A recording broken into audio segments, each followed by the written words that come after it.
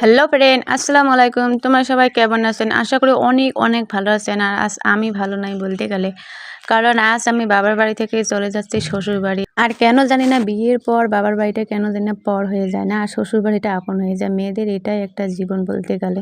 মেয়েদের আসলে কোনো বাড়িই থাকে না বলতে গেলে, কারণ যে বাড়িতে খেয়ে দিয়ে বড় হয়েছি আজ সেই বাড়ির মেহমান আমি বলতে গেলে। দেখো আজকে কিছুদিন থাকলাম, এখন চলে যাচ্ছে বাড়ি। কিছুদিন না আসলে আমি একবার অনেক দিন থাকলাম, বলতে গেলে 2 মাস থাকলাম, আর 2 মাস পর এখন চলে যাচ্ছি বাড়ি। আমার ভাই আমাকে নিয়ে যাচ্ছে আর কি সঙ্গে। তো ভাই বলল যে আমি তোমাকে এই নদী দিয়ে নিয়ে যাবো, কারণ এই নদী দিয়ে গেলে আমার বাড়ি আসলে শর্টকাট পড়ে। তো আমার ভাই এখানে নদী দিয়ে নিয়ে যাচ্ছে। আর এদিকে দেখি নদীর মধ্যে একটা পুলে তো উঠলাম, আর পুলেই দেখি তলে পানি নেই। আমার দেখে তো হাসি পেয়েছে। ভাই কারণ নদী কেন পানি নাই? ভাই বললো যে নদীটা শুকিয়ে গেছে তাই নদীতে পানি নেই।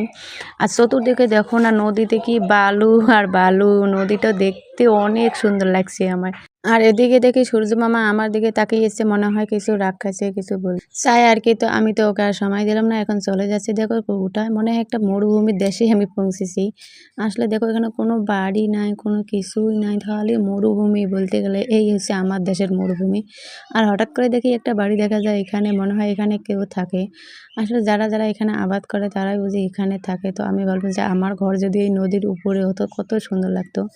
তারপরে আমি একটা ব্রিজে উঠে এখানে তলে দেখি যে আর কিছু পানি। তো পানিটা দেখে আমার আর ভালো লাগলো যে কিছু নদীতে তো পানি দেখেইছি।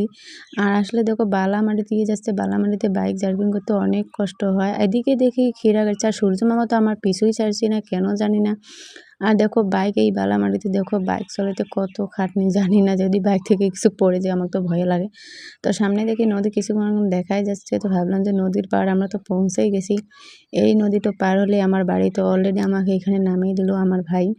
এখন ভাই আমাকে এখানে নামিয়ে দিবে, আর ভাই এখান থেকে চলে যাবে। আমার মেয়েটা দেখো বালু দেখে অনেক খুশি হয়েছে। তো এদিকে দেখি নদীটার পানিগুলো দেখো না কত সুন্দর, তাই না? আর নদীর পানিগুলো দেখে মনে হয় আমি নদীতে গোসল করি, কিন্তু না, আমি তো বেরিয়েছি বাড়ি যাওয়ার জন্য, তো গোসল তো করাই যাবে না। নদীটা দেখলে আমাকে অনেক সুন্দর লাগে। কার কার নদী ভালো লাগে প্লিজ কমেন্ট করে বলবেন।